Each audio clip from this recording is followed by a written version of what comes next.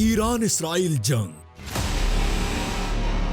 आखिर इस जंग के पीछे असल वजह क्या है और अमेरिका क्यों ईरान का सख्त मुखालिफ और इसराइल का हामी है? इसराइल और अमेरिका क्यों बाकी तमाम मुस्लिम ममालिक को छोड़कर ईरान के पीछे लगे हुए हैं? और आखिर इस दुश्मनी की वजह क्या है? क्या इसकी कड़ियां दूसरी जंग अजीम से तो नहीं जा मिलती? ये जानने के लिए हमारी वीडियो को आखिर तक जरूर देखिएगा और चैनल को सब्सक्राइब और वीडियो को लाइक जरूर कीजिएगा। दोस्तों, दूसरी जंग अजीम में दुनिया के हर मुल्क के पास दो ही ऑप्शंस थे, या तो वो ब्रिटिश एम्पायर का साथ दें या हिटलर का। इस जंग में दुनिया के बेशतर ममालिक ने बरतानिया का साथ दिया, लेकिन बहुत कम ममालिक ने हिटलर का। उन्हीं में से एक ईरान भी था जिसने बरतानिया के बजाय हिटलर का साथ दिया, जो कि बरतानिया को एक आंख न भाया। बस उसके बाद से बरतानिया ने ईरान पर हमला कर दिया और उसमें ईरान को बुरी तरह शिकस्त हुई। आखिरकार ईरान के बादशाह को बरतानिया के सामने घुटने टेकने पड़े, जिस पर ब्रिटिश एम्पायर ने यह शर्त रखी कि ईरान के बादशाह को अपने तख्त से हटकर अपने बेटे रजा शाह महर, जो कि उस वक्त 22 साल का था, उसे तख्त पर बिठाना होगा, क्योंकि ईरान के बादशाह का यह बेटा बरतानिया का ना सिर्फ हामी और वफादार था, बल्कि अंग्रेजों से बहुत ज्यादा मुतासिर भी था। उसने देखते ही देखते ईरान का नक्शा ही बदल दिया। ईरान जैसी इस्लामी मुमलिकत से इस्लाम की रूह को निकालकर अलग कर दिया, हिजाब पर पाबंदी लगा दी, बहुत से मदरसों और मस्जिदों को बंद कर दिया, मगरिबी तर्ज अमल और रिवायात को ईरान में आम कर दिया। म्यूजिक, डांस, शराब और पार्टीज पूरे ईरान में आम होने लगी। मजहबी स्कॉलर्स को गिरफ्तार किया जाने लगा, जिसके बाद ईरान से तमाम इस्लामिक स्कॉलर्स ईरान के बादशाह के खिलाफ होने लगे। उन्हीं में सबसे अहम लीडर आयतुल्लाह खामनाई भी थे, जिसने ईरान की आवाम को बादशाह के खिलाफ बगावत पर उकसाना शुरू कर दिया, जिसके बाद ईरान के बादशाह ने उसे गिरफ्तार करके उसे ईरान से बेदखल कर दिया। और फिर इमाम खामनाई ने इराक में पनाह ली, लेकिन वहां भी उसे इराक के सद्दाम हुसैन की मुखालिफत का सामना करना पड़ा, जो इमाम खमीनी की ताकत को देखकर उससे डरने लगा था।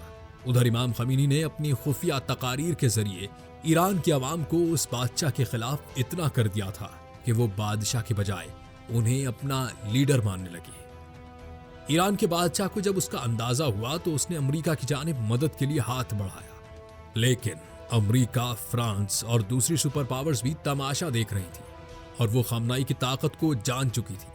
उन्होंने भी मदद करने से मना कर दिया, जिसके बाद ईरान का बादशाह मुल्क छोड़कर फरार हो गया और फिर वहां खामनेई की हुकूमत का आगाज हुआ। वो 14 साल बाद दोबारा ईरान आए और उनका तारीख साज इस्तकबाल किया गया। 70 लाख लोग उनके इस्तकबाल के लिए जमा हुए, जो कि एक वर्ल्ड रिकॉर्ड था। खामनाई के आने के बाद वहां के लोगों ने ईरान में मौजूद अमेरिकन एम्बेसी के 50 लोगों को अगवा करके ये शर्त रखी कि जब तक ईरान के बादशाह को उनके हवाले नहीं किया जाएगा, वो उन्हें नहीं छोड़ेंगे। जिसके बाद अमेरिका और ईरान की बाकायदा दुश्मनी का आगाज हुआ। दोस्तों, ईरान का बादशाह तो वापस ईरान नहीं आया, लेकिन ईरान में खामनाई की नई इस्लामी हुकूमत कायम हो गई।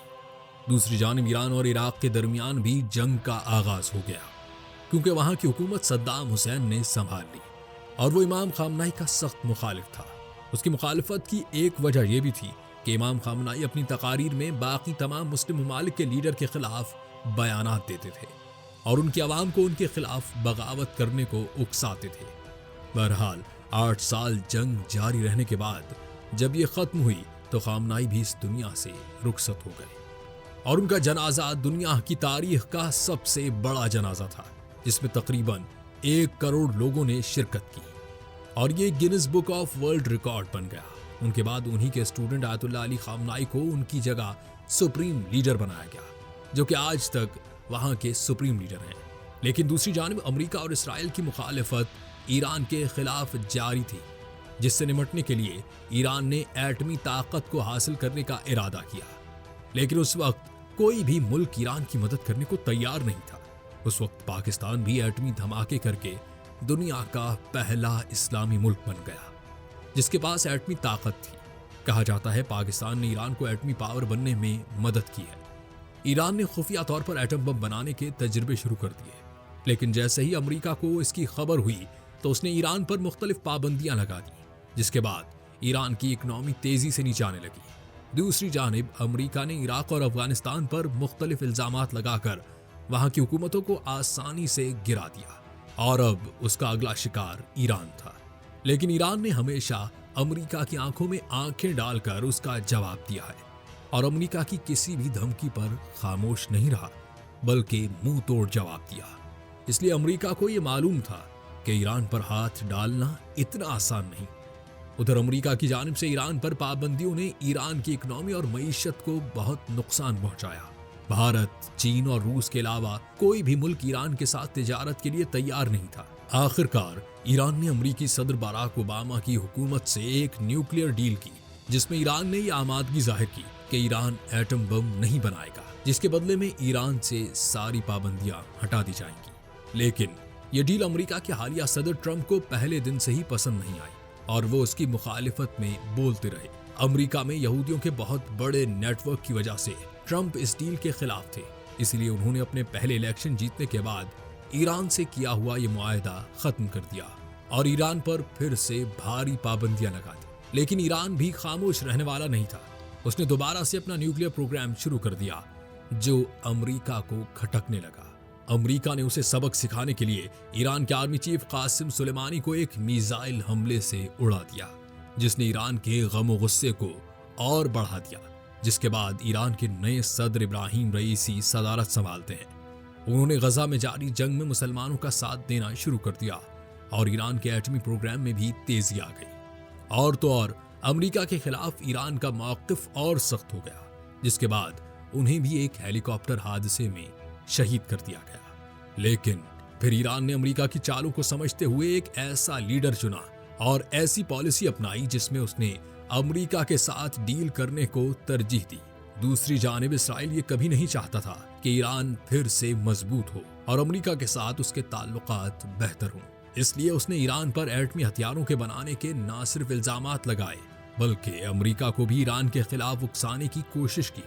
یہاں تک کہ اسرائیل نے ایران پر یہ الزام بھی لگایا کہ ایران نے امریکی صدر ڈونلڈ ٹرمپ کو مارنے کی کوشش بھی کی ہے۔ یہی نہیں، اسرائیل نے اس کے بعد ایران پر حملے کرنا شروع کر دیے اور امریکہ کی شہر پر ایران کے اہم لیڈرز کو چن چن کر مارنا شروع کر دیا، اور اب اسرائیل اور ایران کے درمیان باقاعدہ جنگ کا آغاز ہو گیا ہے، جسے تیسری عالمی جنگ کی شروعات بھی کہا جا رہا ہے۔ اس جنگ میں جہاں مغربی ممالک اسرائیل کا بھرپور ساتھ دے رہے ہیں، وہاں مسلم ممالک اس ثابت قدمی کے ساتھ ایران کے ساتھ نہیں کھڑے اور نہ ہی ساتھ دینے کا اعلان کر رہے ہیں۔ ایران پر یہ جنگ غزہ میں اسرائیل کے خلاف مسلمانوں کی مدد کی وجہ سے بھی مسلط کی گئی ہے، لیکن دنیا یہ جانتی ہے کہ ایران خاموش رہنے والوں یا ہار ماننے والوں میں سے نہیں۔ اس نے اتنی پابندیوں کے باوجود ہمیشہ امریکہ اور اسرائیل کو دو ٹوک جواب دیا ہے، اور ابھی بھی اپنے موقف پر ڈٹا ہوا ہے۔